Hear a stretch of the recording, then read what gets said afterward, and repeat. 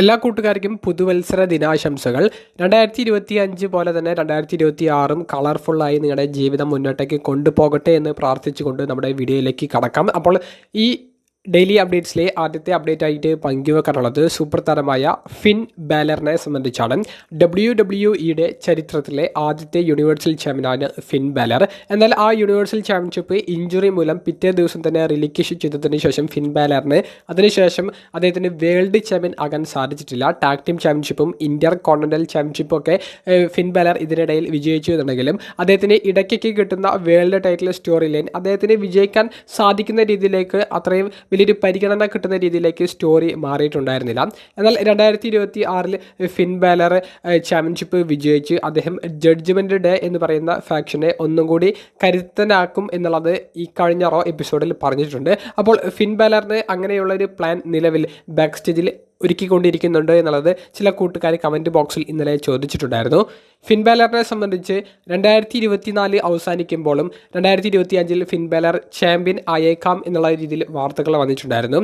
അതേപോലത്തെ വാർത്തകൾ മാത്രമാണ് ഇപ്പോഴും ഫിൻ ബാലറിനെ സംബന്ധിച്ച് പുറത്തേക്ക് വരുന്നത്. പക്ഷേ 2026 ഫിൻ ബാലറിൻ്റെ ഈ ഒരു പ്രൊമോ കാണുമ്പോൾ 2026 ഫിൻ ബാലറിൻ്റെ പദ്ധതിയെ സംബന്ധിച്ച് നമ്മൾ നോക്കുമ്പോൾ ഫിൻ ബാലർ ഫേസ് ക്യാരക്ടറായി പ്രിൻസ് എന്ന് പറയുന്ന ആ കഥാപാത്രത്തിലേക്കുള്ള തിരിച്ചുപോക്ക് നടത്താൻ സാധ്യത ഉണ്ടെന്ന് തോന്നുന്നു. ഈ ഹീലായിട്ട് ഫിൻ ബാലറിന് ചെയ്യാൻ പറ്റുന്നതിൻ്റെ പരമാവധി ചെയ്തിട്ടുണ്ട്. ഇനി ഫേസ് ആയിട്ട് അദ്ദേഹം ടേൺ ചെയ്യുന്നതും ഫേസ് ആയിട്ട് വേൾഡ് ചാമ്പ്യൻഷിപ്പ് സ്റ്റോറി ലൈനിലേക്ക് ഫിൻ ബാലർ പോകുന്നതായിട്ട് 2026 നമുക്ക് കാണാൻ സാധിച്ചേക്കാം. അവിടെയും ഫിൻ ബാലർ ചാമ്പ്യൻ ആകുമെന്നുള്ളത് എവിടെയും പറയുന്നില്ല. പക്ഷേ ഒരു ഫേസ് ടേൺ ഫിൻ ബാലറിൻ്റെ ഭാഗത്തു നിന്ന് പ്രതീക്ഷിക്കാം. രണ്ടാമത്തെ അപ്ഡേറ്റ് ചാഡ് ഗേബിൾ എന്ന് പറയുന്ന റെസ്ലറിന്റെ തിരിച്ചുവരവിനോട് അനുബന്ധിച്ച് പോസിറ്റീവായിട്ടുള്ള ഒരു അപ്ഡേറ്റ് PW ഇൻസൈഡർ ഇന്നലെ രാത്രിയോട് കൂടി പുറത്തേക്ക് വിടുകയുണ്ടായി. ചാഡ് ഗേബിൾ ഓൾറെഡി സർജറിയൊക്കെ കംപ്ലീറ്റ് ചെയ്ത് റിക്കവറി പീരീഡിലാണെന്നുള്ളത് PW ഇൻസൈഡർ മുൻപേ റിപ്പോർട്ട് ചെയ്തിട്ടുണ്ടായിരുന്നു. അദ്ദേഹം പെർഫോമൻസ് സെൻറ്ററിൽ വന്നിട്ട് ട്രെയിനിങ് ചെയ്യുന്നതായിട്ടുള്ള ഒരു അപ്ഡേറ്റ്സും നമുക്ക് അറിയാൻ സാധിച്ചിട്ടുണ്ടായിരുന്നു. അതൊക്കെ നമ്മൾ കൃത്യമായി വീഡിയോസിലൂടെ നിങ്ങളുമായി പങ്കുവച്ചതാണ്. അടുത്ത ആഴ്ചത്തെ റോ എപ്പിസോഡ് നെറ്റ്ഫ്ലിക്സിലേക്ക് കൂടുമാറിയതിനു ശേഷം ആദ്യ ആനിവേഴ്സറി ആഘോഷിക്കപ്പെടാൻ പോകുന്ന റോ എപ്പിസോഡ് ആയതുകൊണ്ട് തന്നെ അതിലെ വമ്പൻ സർപ്രൈസ് ചാഡ് ഗേബിളിൻ്റെ റിട്ടേണുകളിൽ ഒന്നായിരിക്കുമെന്നാണ് നമുക്കിപ്പോൾ അറിയാൻ സാധിക്കുന്നത്. അങ്ങനെയാണെങ്കിൽ ചാഡ് ഗേബിളിൻ്റെ റിട്ടേൺ നമുക്ക് കാണാൻ സാധിക്കുകയും ചാഡ് ഗേബിളിൻ്റെ തിരിച്ചുവരവിലൂടെ അദ്ദേഹത്തിൻ്റെ അടുത്ത സ്റ്റോറി എന്താണെന്ന് അവർ വെളിപ്പെടുത്തുന്നതും അടുത്ത റോയിൽ പ്രതീക്ഷിക്കാം. മിക്കവാറും എൽ ഗ്രാൻഡെ അമേരിക്കാനോ എന്ന് പറയുന്ന കഥാപാത്രം ചെയ്യുന്ന ലുഡ്വിഗ് കൈസറിനെതിരെ ആ ലുഡ്വിഗ് കൈസർ എൽ ഗ്രാൻഡെ അമേരിക്കാനോയും ലോസ് അമേരിക്കാനോസ് എന്ന് പറയുന്ന ആ മെമ്പേഴ്സ് അവർക്കെതിരെയുമുള്ള ഒരു സ്റ്റോറി ആയിരിക്കും ചാഡ് ഗേബിളിൻ്റെ ഒപ്പമുള്ള അമേരിക്കൻ മെയ്ഡ് എന്ന് പറയുന്ന ഫാക്ഷനും ചെയ്യാൻ സാധ്യതയുള്ളത്. അതിൻ്റെ ഒരു സൂചന റോ എപ്പിസോഡിൽ നൽകിയിട്ടുണ്ട്. അതായത് Jevon Evans, AJ Styles, Dragon Lee തുടങ്ങിയവർ എൽ ഗ്രാൻഡെ അമേരിക്കാനയുമായിട്ടൊരു വാക്ക് തർക്കം വരുന്ന ഒരു സമയത്ത് അമേരിക്കൻ മെയ്ഡ് ഫാക്ഷനിലെ അംഗങ്ങളായ ക്രീഡ് ബ്രദേഴ്സും IV നൈലും ഇവരുടെ സംഭാഷണം ബാക്കിലൂടെ നിന്ന് വീക്ഷിക്കുന്നുണ്ട്. അപ്പോൾ ചാഡ് ഗേബിളിൻ്റെ ഒരു തിരിച്ചുവരവിൻ്റെ സൂചന അവിടെ നൽകുന്നുണ്ട്. ഇൻട്രസ്റ്റിംഗ് ആയിട്ടുള്ള ഒരു പോയിന്റ് എന്താണെന്ന് വെച്ചാൽ ചാഡ് ഗേബിളിൽ ആദ്യമായിട്ട് കൊണ്ടുവന്നതാണ് ഈ എൽ ഗ്രാൻഡെ അമേരിക്കാനോ എന്ന കഥാപാത്രം. പിന്നീട് ചാഡ് ഗേബിളിന് ഇഞ്ചുറി പറ്റിയപ്പോൾ അത് ലുഡ്വിഗ് കൈസർ ഏറ്റെടുത്തു. ചാഡ് ഗേബിളിനേക്കാൾ മികച്ചതാക്കിയിട്ട് ആ എൽ ഗ്രാൻഡെ അമേരിക്കാനോ എന്ന കഥാപാത്രം ലുഡ്വിഗ് കൈസർ മാറ്റി. മെക്സിക്കോയിലടക്കം വമ്പൻ സപ്പോർട്ട് ഈ മാസ്ക്ഡ് റെസ്ലറിനെ കിട്ടി.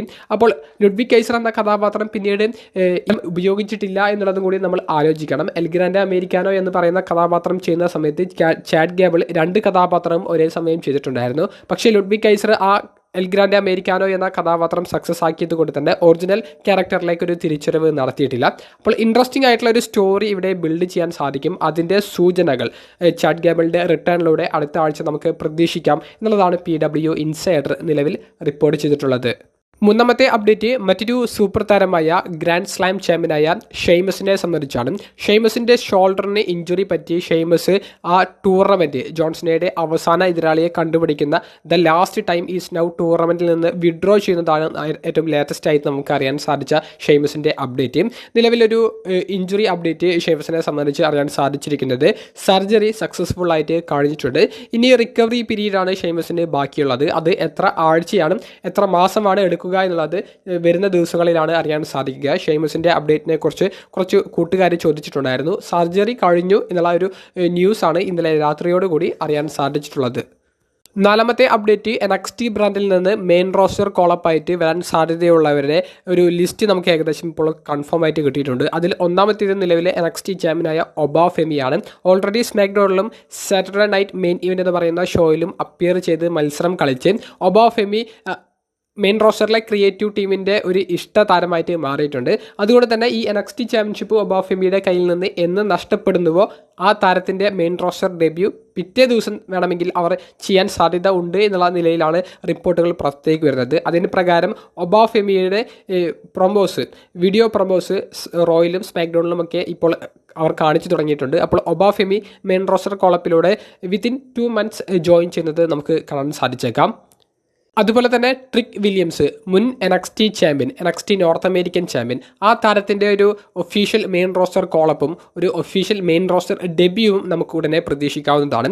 സ്മാക്ഡൗണിലും റോയിലും ഒരു ഫ്രീ ഏജന്റ് എന്ന നിലയിൽ ബാക്ക് സ്റ്റേജ് സെഗ്മെന്റുകളിൽ ട്രിക് വില്യംസ് ഇതിനോടകം തന്നെ വന്നു ചേർന്നിട്ടുണ്ട്. അപ്പോൾ മെയിൻ റോസ്റ്റർ കോളപ്പിലൂടെ ട്രിക് വില്യംസിൻ്റെ സമയവും മെയിൻ റോസ്റ്ററിലേക്ക് ആയി തുടങ്ങി എന്നുള്ളതിൻ്റെ ഒരു ഉത്തമ ഉദാഹരണമാണ് അവർ നൽകുന്നത്. ഇനി മറ്റൊരു താരം ജിവോൺ എവൻസ് ആണ്. ജിവോൺ എവൻസിനെ സംബന്ധിച്ച് ഏകദേശം എല്ലാ കൂട്ടുകാർക്കും കാര്യം മനസ്സിലായിട്ടുണ്ടാകും. നിരന്തരമായിട്ട് മെയിൻ റോസ്റ്ററിൽ സെഗ്മെൻറ്റ്സ് ചെയ്യുന്നുണ്ട്, മത്സരങ്ങൾ കളിക്കാനുള്ള ഒരു ആഗ്രഹം പ്രകടിപ്പിക്കുന്നു, മത്സരം കളിക്കുന്നു.